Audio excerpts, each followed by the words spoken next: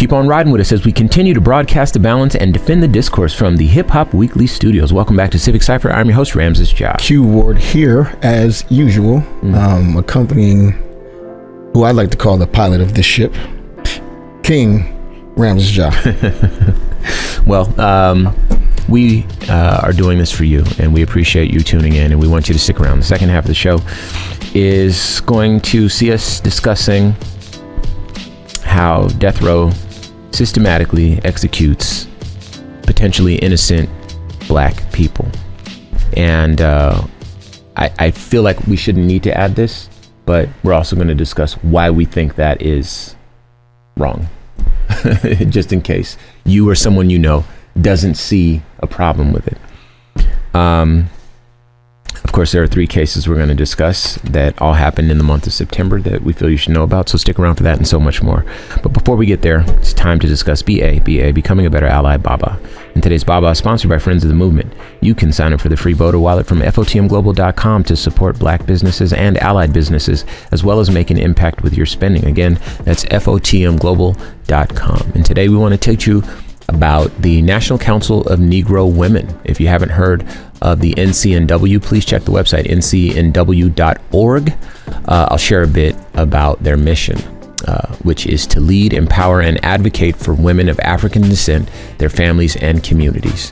The National Council of Negro Women is an organization of organizations comprised of 330 campuses and community-based sections and 33 national women's organizations that enlightens, inspires, and connects more than 2 million women and men.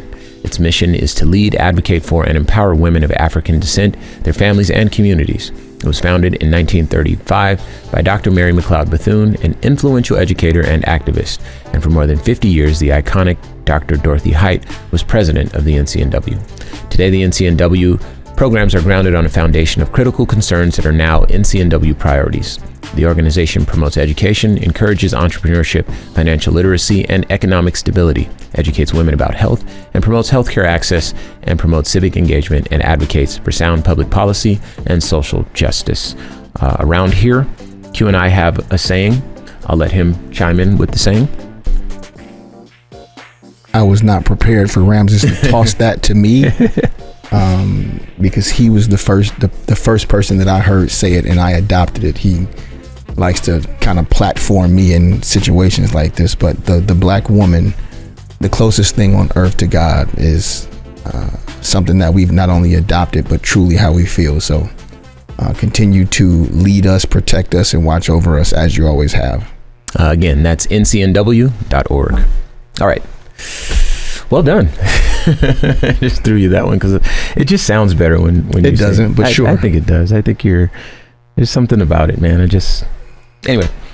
All right. So we have to talk about some recent high profile executions that you may have encountered on social media. I realize that this is heavy. These stories are grim. For those of you who are courageous enough to continue to walk with us on this journey.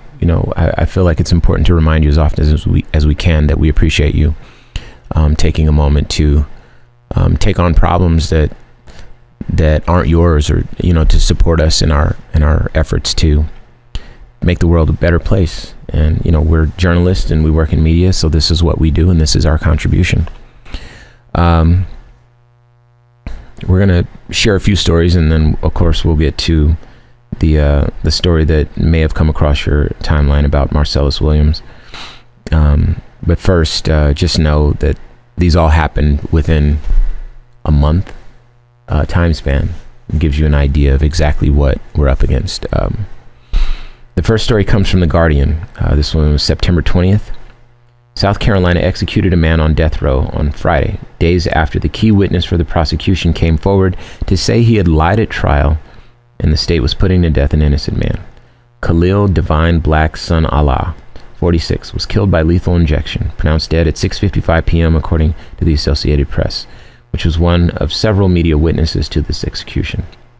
His lawyers had filed emergency motions for a delay this week, citing new testimony suggesting he had been wrongfully convicted. But the state Supreme Court rejected the pleas and Henry McMaster, the Republican governor, announced just before the execution that he would not be granting clemency.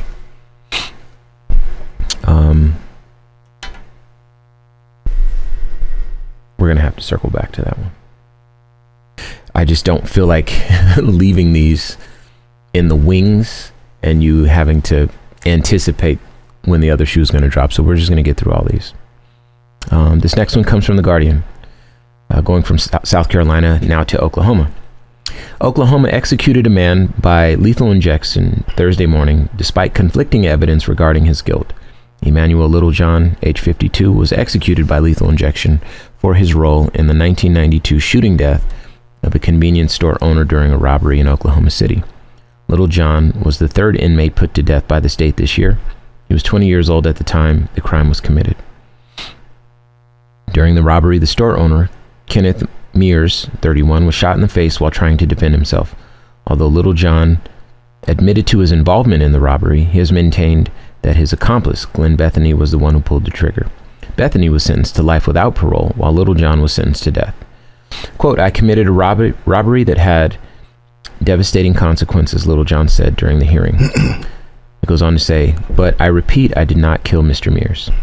Littlejohn's case has raised questions over conflicting evidence, with some witnesses pointing at Bethany as the shooter. His legal team argued against his execution, citing inconsistent prosecutions in his case. His lawyers also mentioned Littlejohn's troubled childhood and underdeveloped brain at the time of the crime. His team emphasized his personal growth in prison, where he has become a positive role model for his family. Several jurors have admitted they mistakenly voted for the death penalty because they misunderstood the implications of a life without parole sentence. During a hearing last month, Oklahoma's Pardon and Parole Board voted 3-2 to recommend the state's governor, Kevin Stitt, spare Littlejohn's life. In 2021, the governor commuted the sentence of Julius Jones, who was convicted for the 1999 murder of Paul Howell, to life without the possibility of parole just a few hours before his execution, but no such decision was taken for Littlejohn. Okay, and this is the one that you might be a little bit more familiar with. This is from the Associated Press.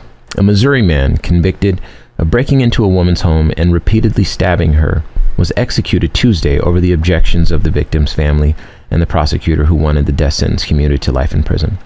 Marcellus Williams, 55, was convicted in the 1998 killing of Leisha Gale, who was stabbed during the burglary of her suburban St. Louis home. Williams was put to death despite questions his attorneys raised over jury selection at his trial and the handling of evidence in the case. His clemency petition focused heavily on how Gale's relatives wanted Williams' sentence commuted to life without the possibility of parole. Quote, "The family defines closure as Marcellus being allowed to live," unquote, the petition stated. Quote, "Marcellus's execution is not necessary," unquote.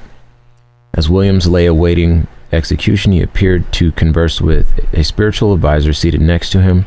Williams wiggled his feet underneath a white sheet that was pulled up to his neck and moved his head slightly while his spiritual advisor continued to talk. Then Williams's chest heaved about a half a dozen times, and then he showed no movement. Okay. Now, I'm going to start, and I know you have some things to share with us, Q.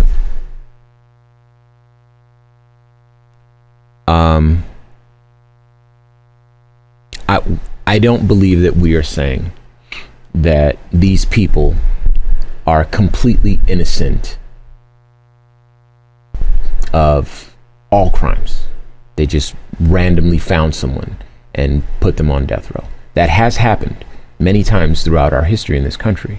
But I'm not saying that these instances, or indeed many instances like these, are blameless. The individuals at the center of the story are blameless. According to what we know, one of these instances, however, is. Yeah, okay.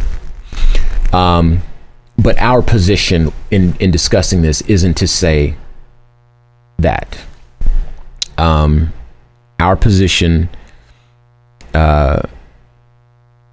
is one that needs to shed light on the fact that this happens more frequently than people know. Recently, we've been talking about Marcellus Williams, and for us to do a segment dedicated to that that would have been sort of par for the course for us. But more often than not, we deal in data. And in dealing in data, we can take a look at charts, graphs, trends, tendencies, and we can share examples like this that paint a better picture. We're not trying to say that the prosecution has no case. I think that a position we can adopt as far as this segment is concerned is that the only case that a prosecution can make that meets the burden of proof beyond a reasonable doubt should not result in a death penalty sentence, if anything. And it's in that space where we are able to articulate this segment in the way that we have, which is what we're witnessing is state-sanctioned executions that are systemic. And often enough, we're looking at Black people at the center of it. Now, Q, I know that you've done a good amount of research into that data. So talk to us a little bit about some of the findings and maybe how they hit you. So we spend a lot of time on our show talking about how we feel, and people can push back because they don't feel the same. Yeah. So I want to read some data. If anyone wants to double check, it's very, very easy. Not only is Google free, but I'll even point you to my sources. The Innocence Project and the Equal Justice Initiative. And this data can also be corroborated by the United States government. So it's not, this isn't biased data that we use to try to shape a narrative. It's just straightforward data. However, you can hear with the application of this data why the punishment for any crime, or why capital punishment and execution should not be the punishment for any crime. Okay. Especially as Rams has said, when in a lot of cases it's just beyond a reasonable doubt that the crime was even committed in the first place, and that you cannot undo an execution. A lot of prosecutors, a lot of governors, and there's another pattern here that you may have noticed: Republican governors of red states deciding that what I say is what should ultimately happen, even if I'm wrong. Even if you can prove I'm wrong, I already said that's what I'm going to do. So reaching that end is more important than doing what's right. This reminds me of the Central Park Five, now the exonerated five, when Donald Trump was calling for the execution, the death penalty for them. But anyway, go ahead. So the death penalty in America is a flawed, expensive policy defined by bias and error. It unfortunately targets the most vulnerable people in our society and corrupts the integrity of our criminal justice system. From police officers to family members of murder victims, Americans are recognizing that the death penalty does not make us safer, which I think people would assume. If you give a crime the most extreme punishment, people are less likely to commit that crime. Yeah, it doesn't work that way. But typically in the process of committing a crime, we're not sitting down to process potential outcomes if we get caught. It's not typically how crime works. You and I know, and this is me stepping away from data for a second, that unfortunately our criminal justice system works better for rich people guilty of crimes than poor people that are innocent of crimes. Now, that sounds like me saying something that I feel to be true, but the data will show you that I'm correct. Yeah. 200 people since 1973 have been exonerated and released from death row. 1,600 people have been executed in that same time. For every 8 people executed, 1 person on death row was exonerated. So 1 out of 8. At least 4% of those sentenced to death are innocent. Wow. important that there's a period after that word, because it doesn't say presumed, it doesn't say we think. 4% are innocent, period. Several factors drive and lead to wrongful convictions. We've seen in multiple cases that we just read about erroneous eyewitness identifications. I'm sorry, it was the other guy. And prosecutors and legislators who have decided, well, we already said that guy is guilty. We don't want to be wrong. We don't want to say I'm sorry. We don't want to look incompetent. And we don't want to look incompetent or biased. Be subject to the fiscal responsibility. Ooh, yeah, that too. Of having had someone spend 30 years in prison for a crime they didn't commit. So I'm not going to look at the new evidence that you're trying to present that proves that this person didn't commit this crime because we have DNA on the murder weapon that's not this person who we accused of the crime. We're going to execute him anyway. Because back then, we made a good enough case to convict him. So we don't care if we were wrong. False and coerced confessions. People who can't afford proper legal representation, who confess to crimes to just get out of the situation that they're in. They don't know any better. They don't know what to do. They're scared. They're tired. They're hungry. They're whatever the case may be. Mm-hmm. You know, if you just say you did this, you can go kind of thing. Inadequate legal defense, same thing. Poor, vulnerable people who cannot hire a good enough attorney to advise them on what they should do in situations like this. False or misleading forensic evidence. In the case of Brother Williams here, again, DNA evidence, not his DNA, present on the weapon used to commit the murder. Too bad. Once again, we already made our decision and we're right. False accusations, perjury, and biased. Unfortunately, and if you guys watch television or read the news or whatever you get your information from, you may notice that tens of millions of people in this country are racist, flagrantly out loud screaming it. Those types of people will be motivated to make false accusations against someone like myself, or call the cops on a neighbor watering the plants. Yeah. Those type of people end up in juries. Juries end up not reflecting their communities. You know, black suspects on trial with all white juries in deep South states where people are still flying the Confederate flag and wearing KKK robes and marching with tiki torches. Now, I said those things off the top of my head.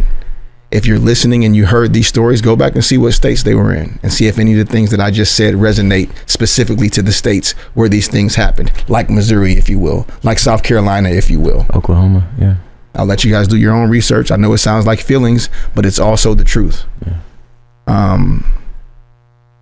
The death penalty removes, forgive how trivial this sounds, but it removes my bad.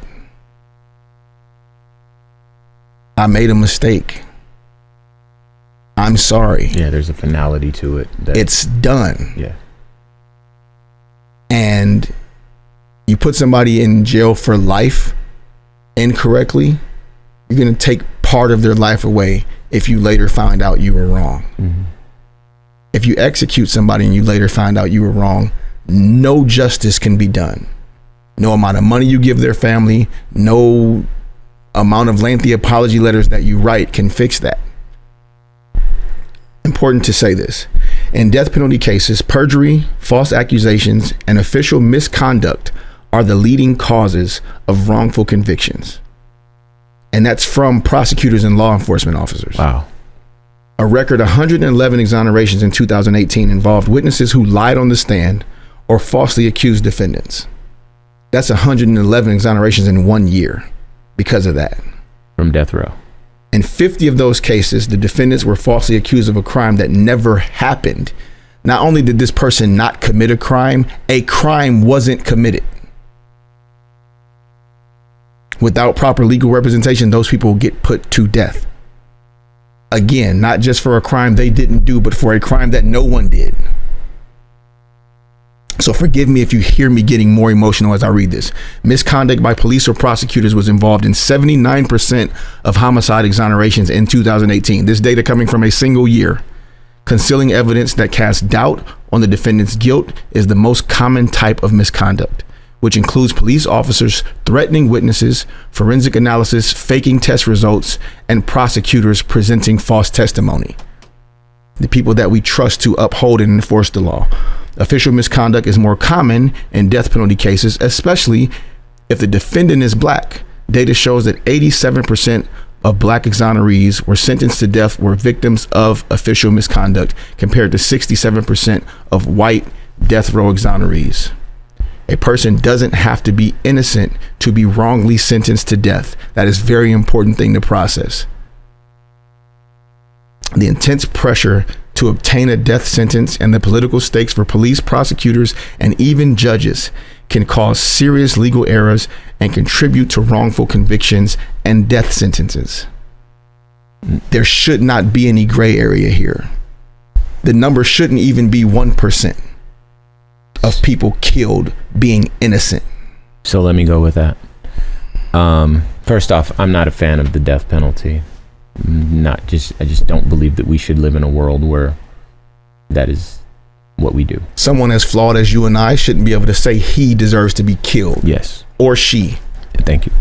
But what I'm most concerned about is that we'll say this, and there's, so many people that listen to this show, and they may not be outraged. But I'll tell you what, if 1 out of 8 airplanes crashed, they would be an outrage. Or if 4% of cars rides resulted in a car crash, there would be outrage. And so I want you to keep in mind that these are human beings whose lives are being systematically exterminated. And we'll leave it right there.